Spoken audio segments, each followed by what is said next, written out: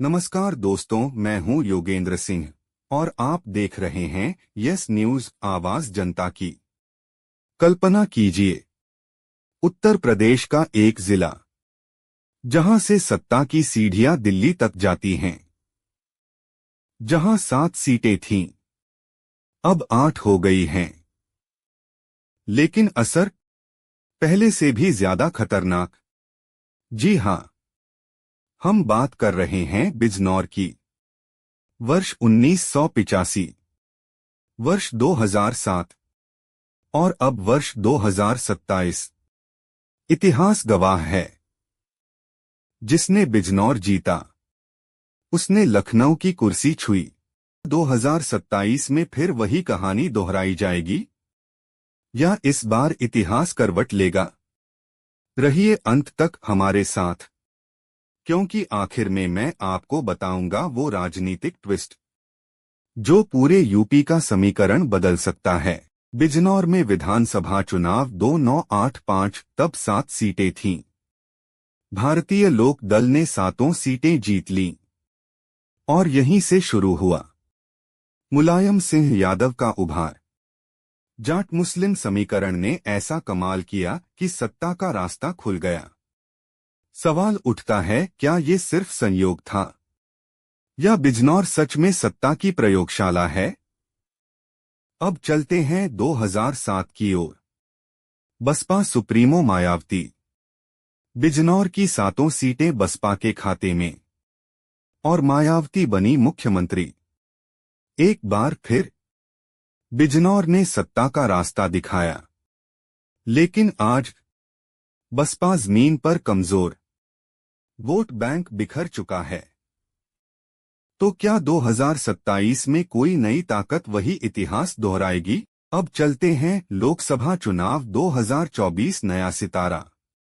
लोकसभा चुनाव 2024 में नगीना सीट से चंद्रशेखर आजाद, आजाद समाज पार्टी के नेता, उन्होंने भाजपा को पटखनी दी।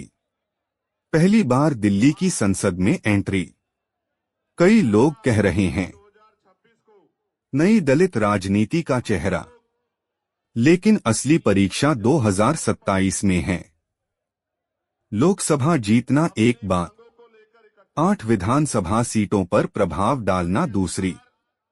क्या आजाद नगीना से निकलकर बिजनौर, नजीबाबाद, नूरपुर, चांदपुर, नहटौर, बढ़ापुर, धामपुर तक असर फैला पाएंगे? यही है असली सस्पेंस। यहां यह भी बता दूं कि बिजनौर ने चंद्रशेखर आजाद दलित नेता ही नहीं, बल्कि मायावती, मीरा कुमार और गिरधारी लाल जैसे दलित नेता दिए हैं। अब जरा आंकड़ों पर नजर डालते हैं। बिजनौर की 8 विधानसभा सीटें हैं। 2022 के चुनाव में भाजपा और सपा को 4-4 सीट मिली, अर्थात सीधा मुकाबला। सपा के नजीबाबाद से हाजी तस्लीम अहमद, नगीना से मनोज पारस, नूरपुर से रामोवतार व चांदपुर से स्वामी उमवेश हैं, जबकि भाजपा की बिजनौर से सुचि मौसम, धामपुर से अशोक राणा, बढ़ापुर से कुंवर प्रशांत सिंह व नहटौर से ओम कुमार विधायक हैं। लेकिन अब तस्वीर बदल रही है। रालोद फैक्टर। यहां आता है सबसे बड़ा ट्विस्ट। पहले सपा रालोद गठबंधन था, अब रालोद भाजपा के साथ, और रालोद की नजर है नूरपुर और चांदपुर पर। अगर ये 2 सीटें एनडीए के खाते में गईं, तो समीकरण होगा भाजपा 4 प्लस रालोद 2, 6 सीटें। और यहीं से खेल बदल सकता है। चंद्रशेखर आजाद का मिशन।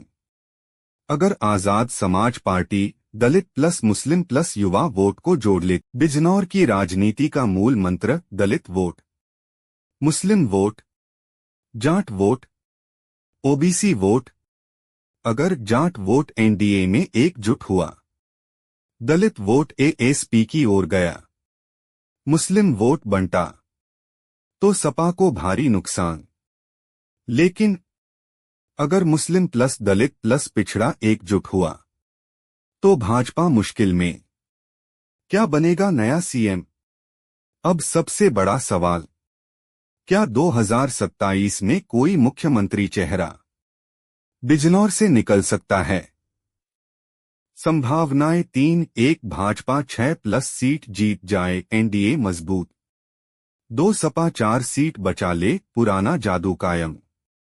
3 आजाद समाज पार्टी 2 से 3 सीटें निकाल ले, नई राजनीति की शुरुआत। और अगर तीसरा विकल्प हुआ तो यूपी की राजनीति में नया अध्याय शुरू। अब वो ट्विस्ट जो सबको चौंका सकता है। सूत्रों के अनुसार चांदपुर और नूरपुर सीट 2027 का किंगमेकर जोन बन सकती हैं। अगर यहां मुकाबला त्रिकोणीय हुआ तो जीत का अंतर बहुत कम रहेगा। और कभी कभी यूपी की कुर्सी 50,000 वोट नहीं बल्कि 5,000 वोट तय करते हैं। बिजनौर सिर्फ एक जिला नहीं, ये यूपी की सत्ता का बैरोमीटर है। 1985 मुलायम, 2007 मायावती, 2027 क्या इतिहास खुद को दोहराएगा या इस बार कोई नया चेहरा उभरेगा? निर्णय जनता के हाथ में है। आपका क्या अनुमान है? क्या 2027 में बिजनौर फिर मुख्यमंत्री देगा या ये सिर्फ एक राजनीतिक मिथक है? कमेंट में लिखिए अपना विश्लेषण।